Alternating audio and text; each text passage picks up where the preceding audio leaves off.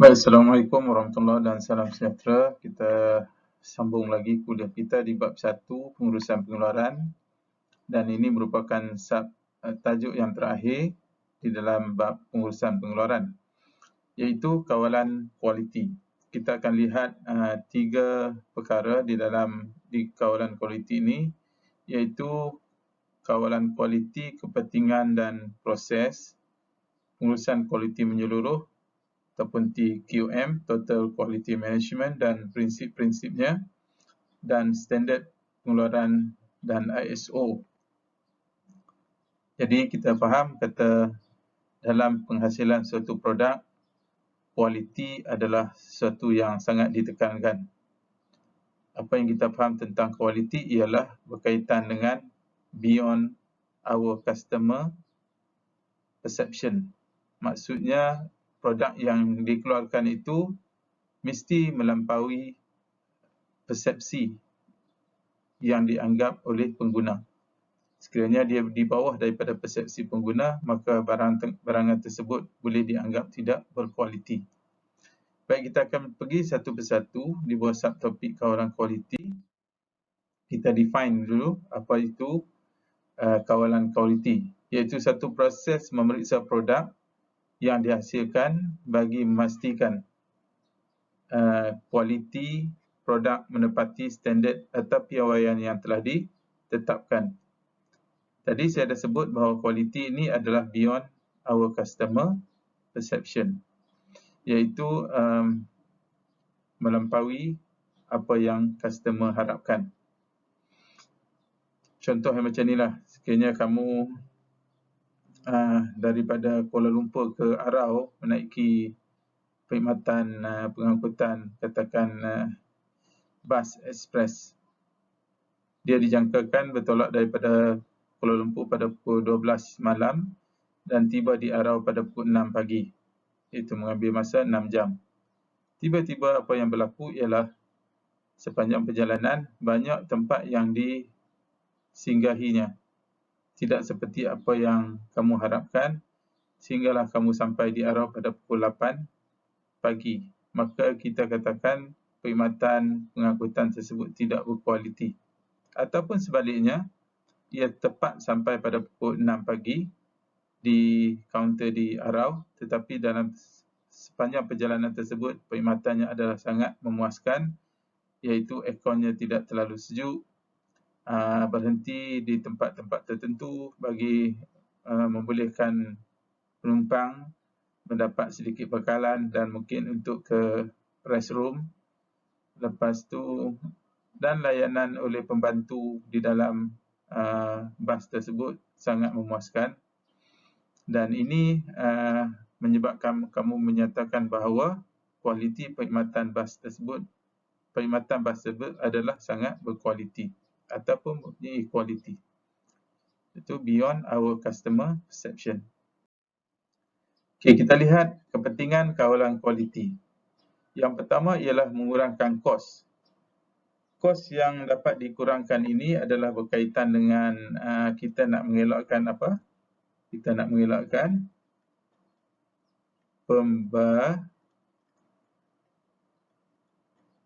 pembaziran. Lagi apa lagi? Okey. Kita dapat kurangkan ataupun jimatkan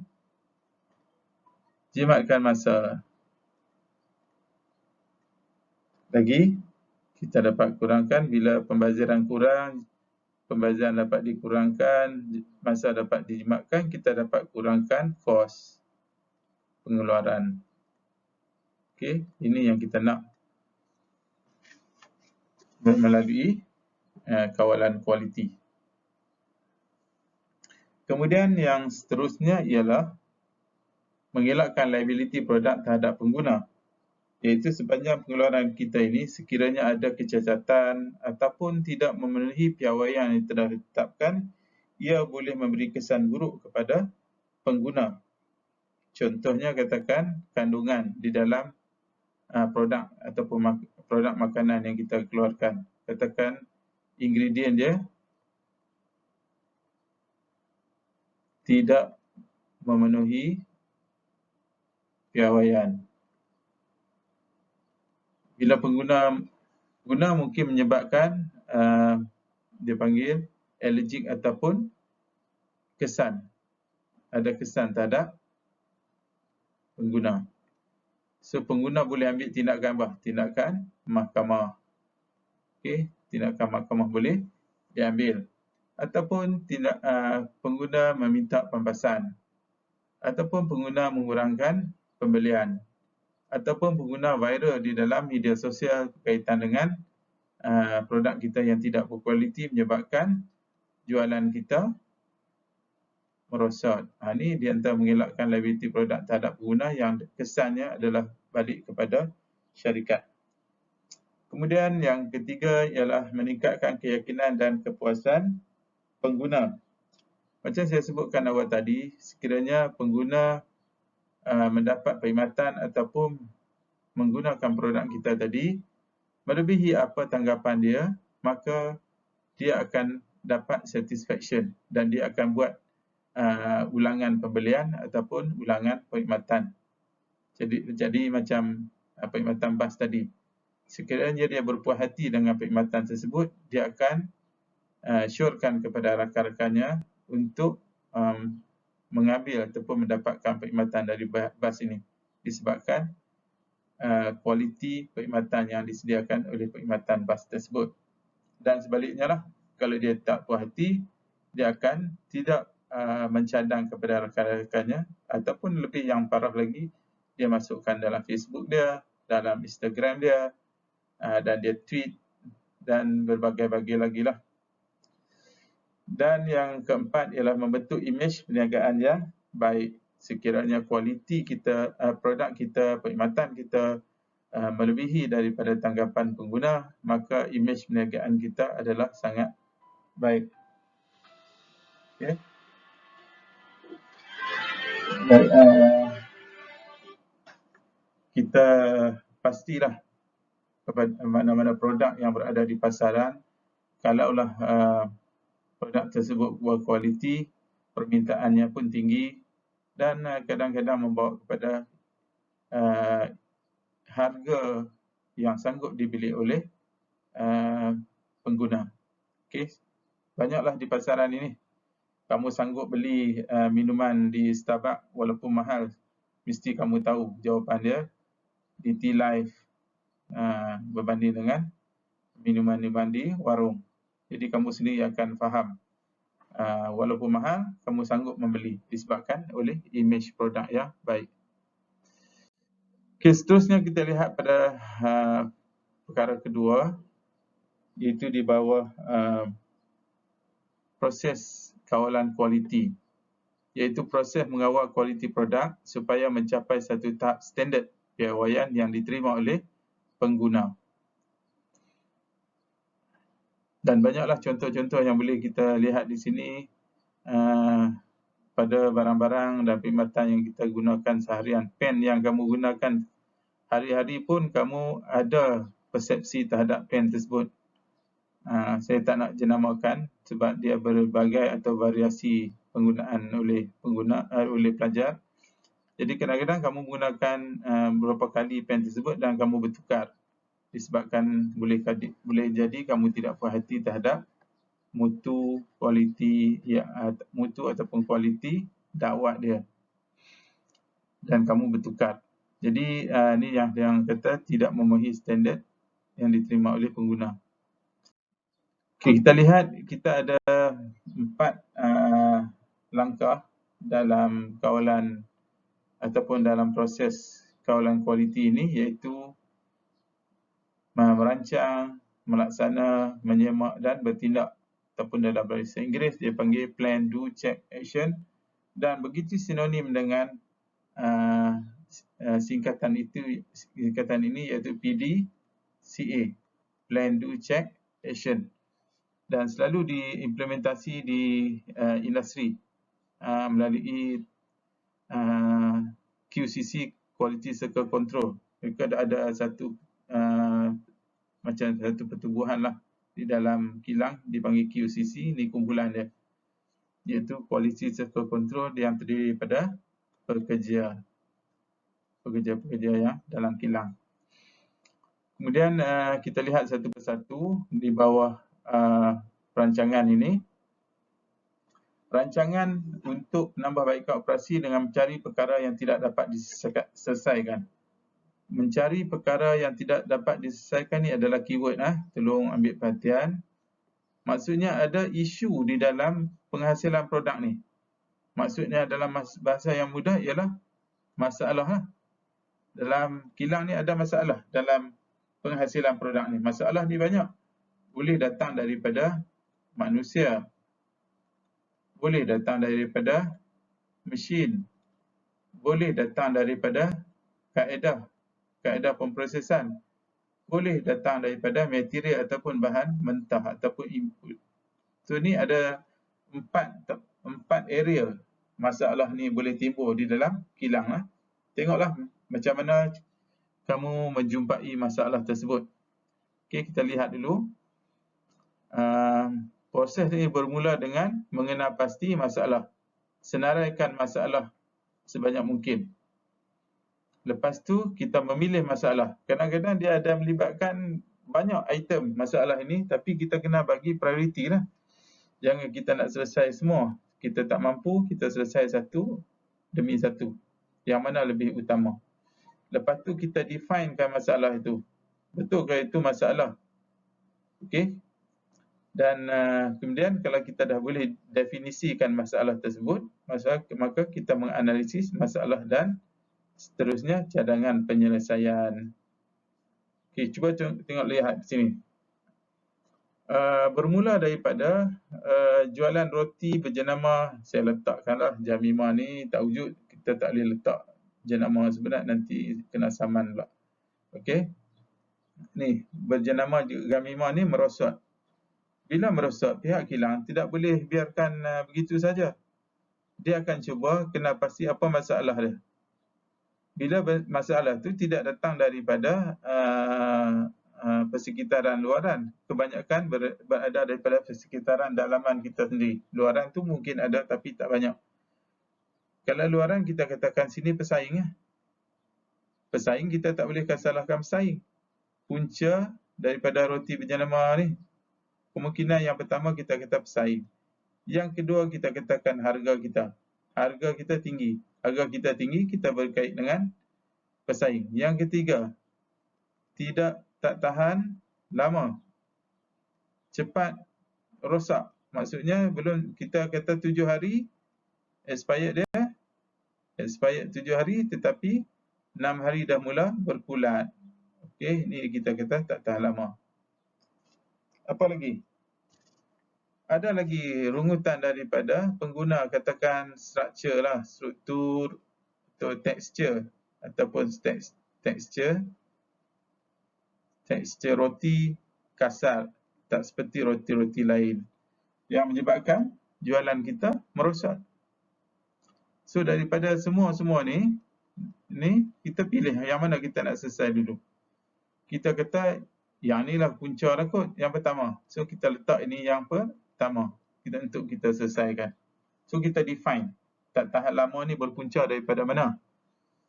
Mungkin bahan-bahan yang kita gunakan dalam penghasilan roti tersebut, pembungkusan, cara pengendalian. So kita kena define lah, mendefinisikan masalah tu. Jangan kita tak tahan lama tu terus kita buat perubahan. Kita kena define daripada tak tahan lama tu macam mana.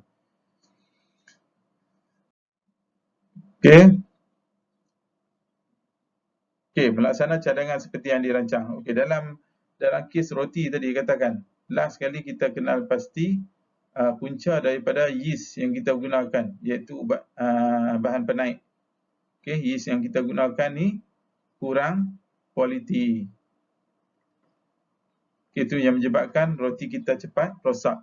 So kita nak kenal pasti ni daripada betul kan daripada yeast. Okey, melakukan perubahan yang dirangka dalam menyelesaikan masalah pengeluaran roti daripada skala kecil atau melakukan percubaan pertama. So jangan terus bila kita dapati kata inilah kemungkinan terus kita buat perubahan secara drastik, ubah semua. So kita test dulu, adakah yeast ini punca dia. Kita buat skala kecil. Okey, jangan buat secara besar-besaran. Maksudnya kita cuba dulu modify di bahagian yeast ini ataupun bahan penaik. Tindakan ini meminimumkan sebarang gangguan terhadap aktiviti rutin. Artinya aktiviti yang lain jalan macam biasalah, cuma kita sampelkan dulu tindakan kita ni menggunakan kita ubah sesuai di bahan penaik. Okey, lepas tu kita semak. Mengukur pencapaian dengan bandingkan kedudukan sebelum dan selepas cadangan dilaksanakan. Yang kita buat dalam skala kecil ni, kita kena buat dalam kita skala kecil ni dan jumlah volume yang kecil ni. So kita cek sebelum, selepas. Okey, hari tu kata 6 hari. 6 hari dah kulat. Dah ada kulat. Sekarang kita pergi cek. Adakah selepas 6 hari ni dia berkulat?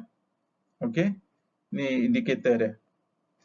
Periksa sama ada percubaan pertama bagi penyelesaian masalah pengeluaran roti atau perubahan yang dilakukan mencapai keputusan yang dikehendaki ataupun tidak.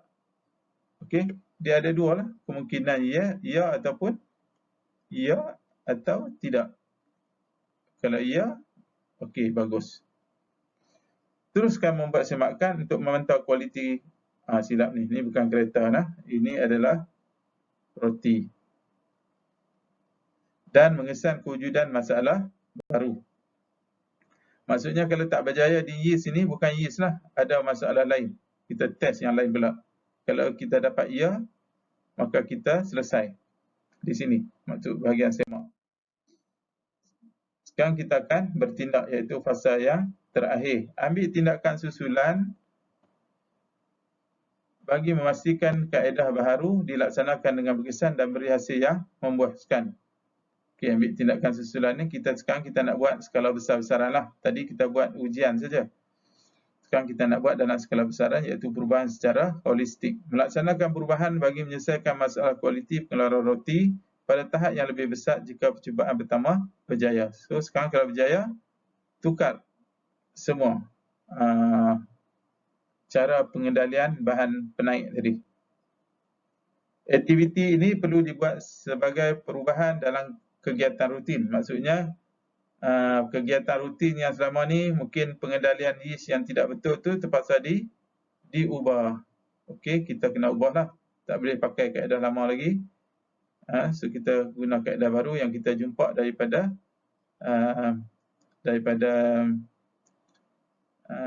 do tadi, iaitu masa buat tadi. Untuk memastikan kejayaan pada perubahan yang besar ini, ia perlu mendapat kerjasama daripada lain seperti jabatan lain pembekal dan pelanggan. Okey, sudah semestilah kita bukan di bahagian pengeluaran saja. Supplier pun kita kena buat perubahan. Kalau supplier nak teruskan, dia kena ikut cara kita lah. Jabatan lain maksudnya jabatan kewangan, jabatan pemasaran dan sumber manusia pun juga dilibatkan.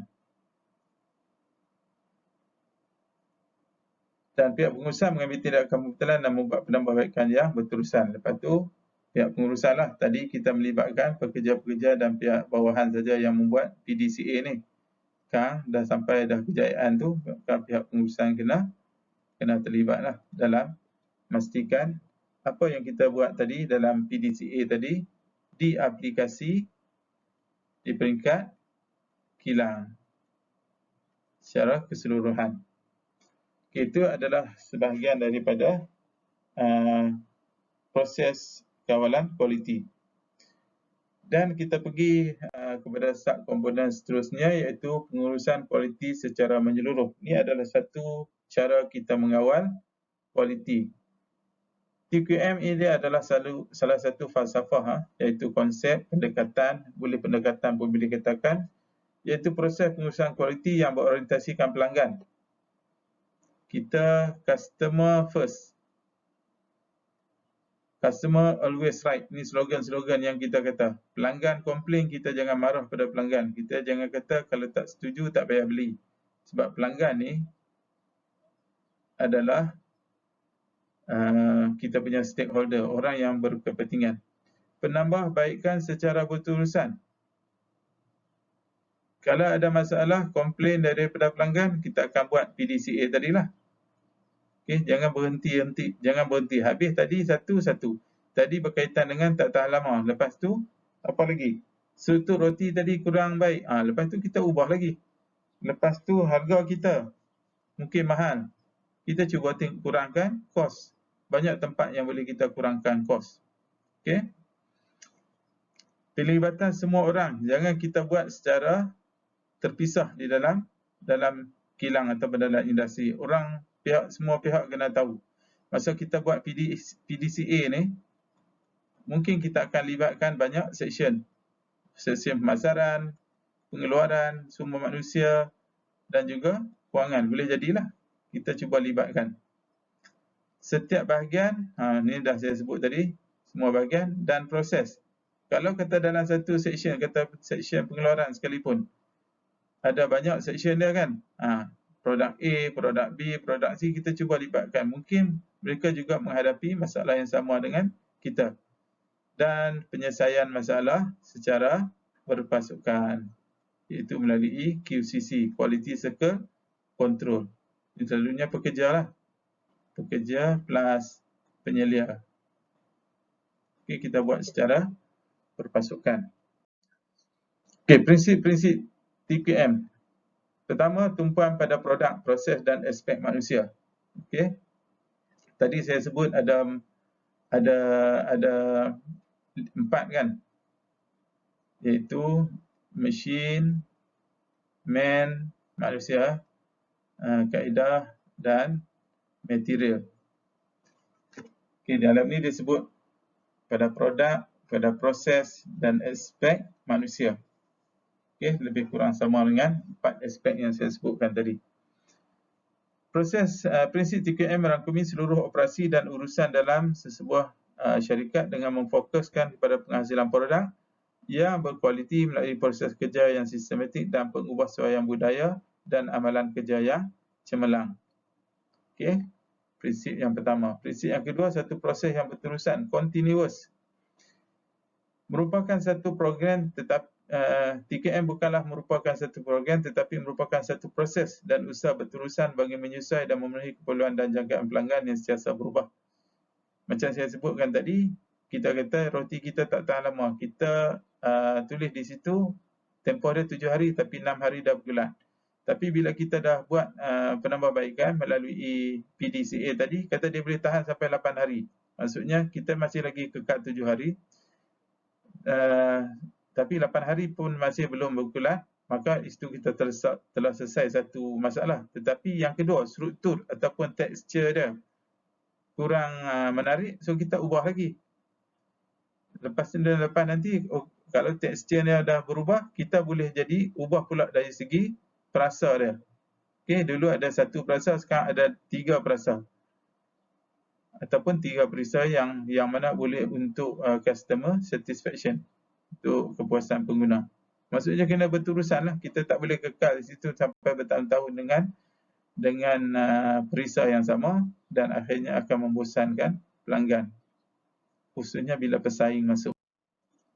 Okay, yang ketiga, penglibatan seluruh organisasi. Tadi pun saya dah tekankan bahawa di dalam TQM ini ataupun kawalan kualiti ini, semua pihak terlibat. Daripada pihak pengurusan sampailah peringkat pekerja bawahan. Semua bidang, semua bahagian. Dasar dan peralatan yang digunakan mesti difahami semua pihak agar pembaharuan yang dilakukan mencapai kejayaan. Semua kena faham lah. Kalau tadi jualan kita merosot, takkanlah yang kita nak serahkan kepada bahagian pengeluaran saja untuk selesaikan masalah tu. Sebab kesan kepada jualan merosot ni adalah kesan kepada keseluruhan organisasi dan boleh menyebabkan kilang ataupun industri tersebut ditutup. So, implikasi ini adalah besar. So, kena libatkan penglibatan seluruh organisasi. Dan yang terakhir,